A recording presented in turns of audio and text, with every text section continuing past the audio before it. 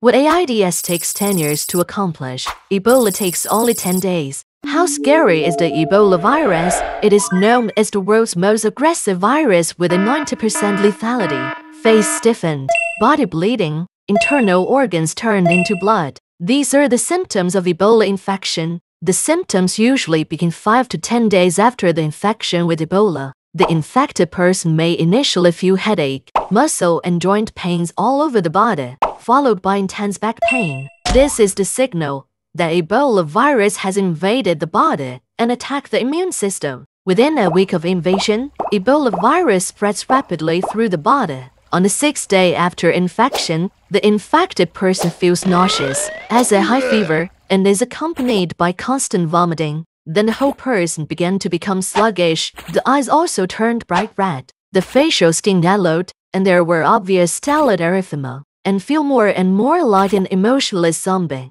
From day 7 to day 8, Ebola will start attacking vascular endothelial cells, which can cause damage to blood vessels and rupture subcutaneous bleeding. Conspicuous erythema on the skin, severe subcutaneous bleeding causing erythema to start spreading. The whole head will turn blue-purple at this time. By the 9th day, Ebola started attacking intracollagenous proliferation. Collagen is the main building block protein of the connective tissue that holds organs together, and Ebola can devour the proteins that support the body. Collagen is destroyed. The skin will start to necrotize and liquefy from the bottom.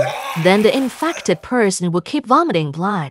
The surface of the tongue will begin to ulcerate and flake off. It is said that the pain of losing the surface of the tongue is more than imaginable. Immediately afterwards, the bottom of the throat and the outer wall of the trachea also decay and fall off, and the necrotic tissue slides down the trachea into the lungs and is then coughed up with the sputum. By the 10th day, tiny clots begin to appear in the blood, which becomes increasingly sticky and flows more slowly. The clots will flow with the blood into the capillaries and attach to the walls of the blood vessels, thus cutting off the blood supply to various parts of the body. Massive tissue killing triggers patient necrosis. The liver will be infected and begin to necrotize and decay. This results in the inability to replace depleted clotting factors, laying the groundwork for the subsequent hemorrhage. At the same time, the blood clots in the head will cut off the blood supply. The infected person will feel no pain then. Brain damage will erase the infected person's sense of personality.